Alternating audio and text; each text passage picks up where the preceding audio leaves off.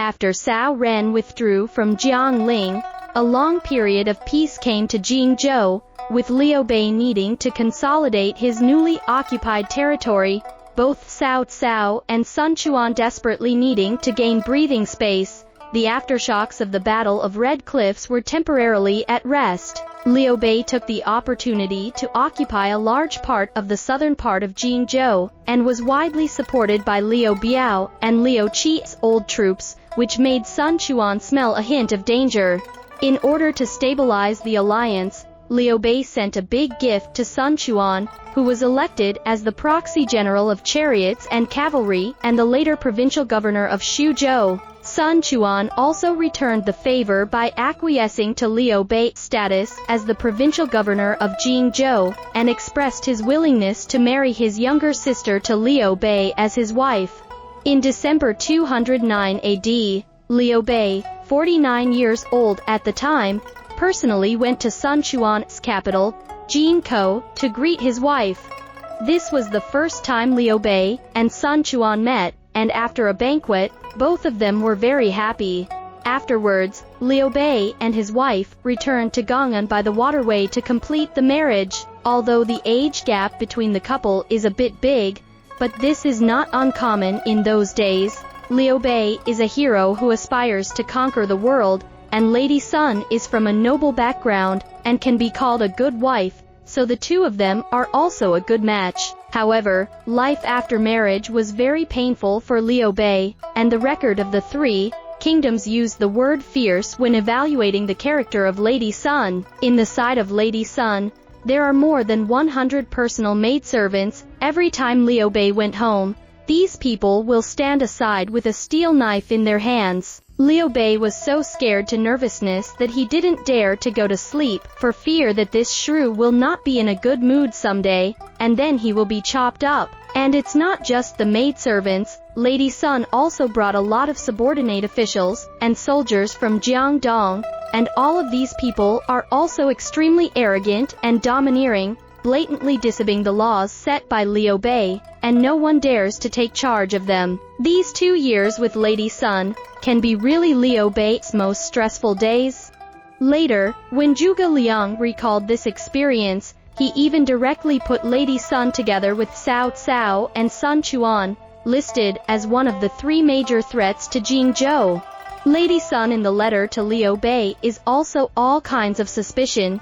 She ordered people in the west of the city of Gong'an, specially built a small city. She usually live in it with the guards, not with Liu Bei. The two can be said to be separated for a long time. There is no feelings at all. Zhao Yun was originally in Guiyang as a governor, quite a political achievement, but before Liu Bei entered Yizhou, he specifically arranged Zhao Yun to stay and took charge of internal affairs, for fear that when he was not there, Lady Sun acted arbitrarily, and other people could not handle it well. Zhao Yun's character is upright and steady, so he is really the best candidate. But the war in Yizhou is in front. Liu Bei still need to personally in danger. The political affairs of Guiyang is in the rear. All things in Jingzhou are complicated at such a time, but to let Zhao Yun, such a talented general, to manage his own family affairs, it can be seen Liu Bei's fear of Lady Sun has reached what kind of degree. No sooner had Liu Bei left than Sun Quan sent a boat to pick up his sister and return to Wu, and Lady Sun took the young Liu Shan with her. Liu Shan was Liu Bei's only son at this time. What this means to Liu Bei, Lady Sun is clear. It can be found in her heart. How heartless for Liu Bei. Luckily, Zhao Yun and Zhang Fei got the news, and together they led troops to intercept the flotilla of eastern Wu on the river, which was a thrilling way to bring back Liu Shan, who was only 4 years old. After that, there is no record of Lady Sun in the history books. The probability is that she died early without remarrying. Anyhow, the alliance was further reinforced after Sun and Liu married, forming a standoff with Cao Cao in the Jingzhou and Yangzhou regions in the middle and lower reaches of the Yangtze River. Both sides were temporarily powerless to attack again. Sun Quan then turned his attention to Liuzhong, who had dominated Yizhou, and sent an emissary to Gong'an to join forces with Liu Bei to invade Yizhou. Yizhou is the next target that Zhuge Liang clearly pointed out to Liu Bei in the Longzhong strategic. Liu Bei of course did not want Sun Quan to continue to participate, but it was not easy to say so he was in a dilemma. Yin Guan said to Liu Bei, "If we enter Yizhou now, we may not be able to conquer it, and once we lose the battle, even the 4 commanderies of Jingzhou in our hands will be captured by Eastern Wu. Sun Quan is so cruel. Why don't we verbally agree, but refuse to send troops on the grounds that we have just taken possession of the 4 commanderies in southern Jingzhou, and if Sun Quan wants to go on his own, we'll just take advantage of the situation." Liu Bei was overjoyed and replied to Sun Quan with Yin Guan's words. Sun Quan really gave up his plan of attacking Yizhou, and Yin Guan was promoted to be the deputy governor of Jingzhou. Sun Quan was unable to strike Yizhou, and Liu Bei was trapped south of the Yangtze River, unable to enter Yizhou nor reach Cao, making him very uncomfortable. So in 210 AD, Liu Bei once again came to Jingzhou to meet with Sun Quan, meaning that place in Gong'an was too stifling, and hoped that Sun Quan would cede the area along the north bank of the Yangtze River in Nanjun, together with the city of Jiangling, so that Liu Bei, as the governor of Jingzhou, could rule Jingzhou for real. Liu Bei's behavior, for thousands of years in the historiography, has been debated. Some people think that Liu Bei this is not considered to be borrowing Jingzhou, it is Liu Biao's territory. After Liu Biao's death was seized by Cao, and now Cao retreated, the owner of Jingzhou should be the son of his father, Liu Qi, and now Liu Qi is also dead, and his subordinates elected Liu Bei as the governor of Jingzhou, so Liu Bei is the rightful owner of Jingzhou. Moreover, in the course of Zhou Yu's attack on Jiangling, Liu Bei also sent Guan Yu and Zhang Fei to help a lot. Now Liu Bei demanded to recover part of the territory of the Nanjun, is a reasonable request. In my opinion, this argument is untenable. In a chaotic world, it is always according to strength, and no warlord has ever gained his territory by reasoning. Zhou Yu only occupied Jiangling after repelling Cao Ren, and although Guan Yu, blocking the northern way, made a great contribution, it was the Wu army that played a major role in the front battlefield.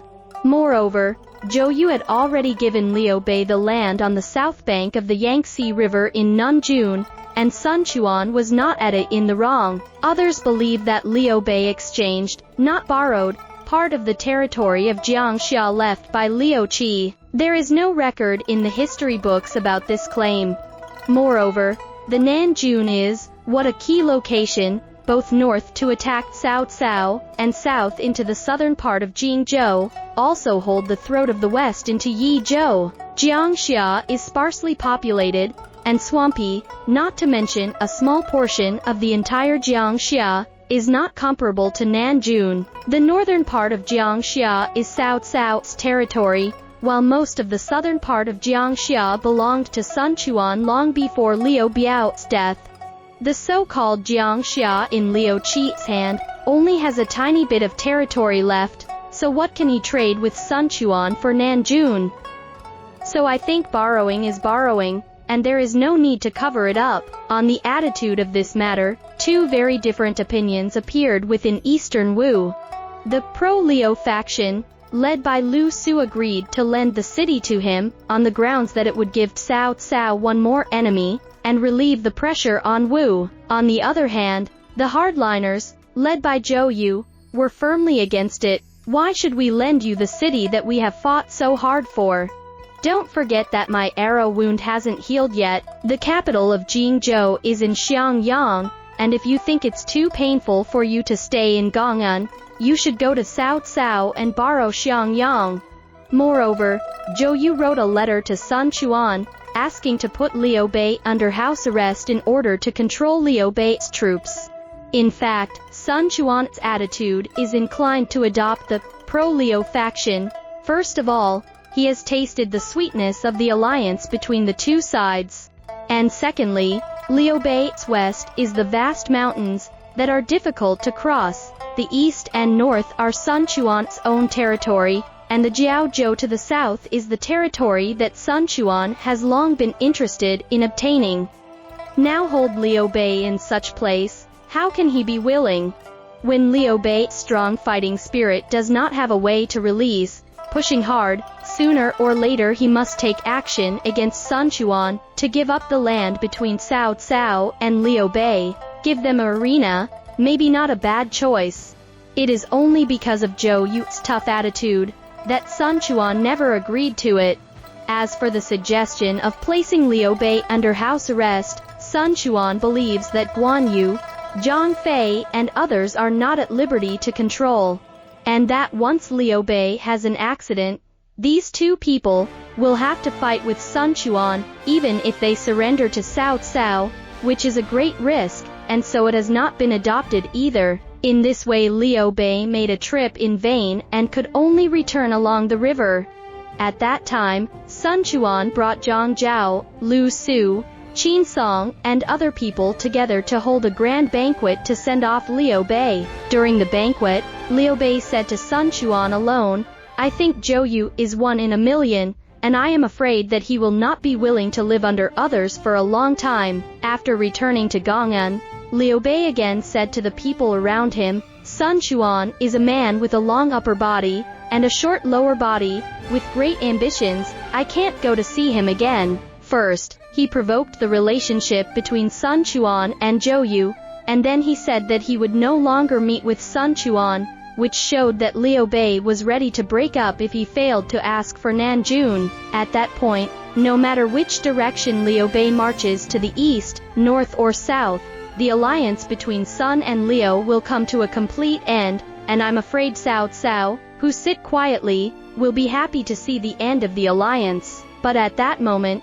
the gods showed the most generous favor to Liu Bei, and news came from Wu that the person who had the least favor with Liu Bei in Sun Quan's side, the general who is an equally accomplished man of letters, defeated the enemy when talking and laughing with the feather fans and silk kerchiefs. The commander, who was only 36 years old, had died of an illness. The wheel of history came to a screeching halt just as it neared the turn and stopped at the intersection.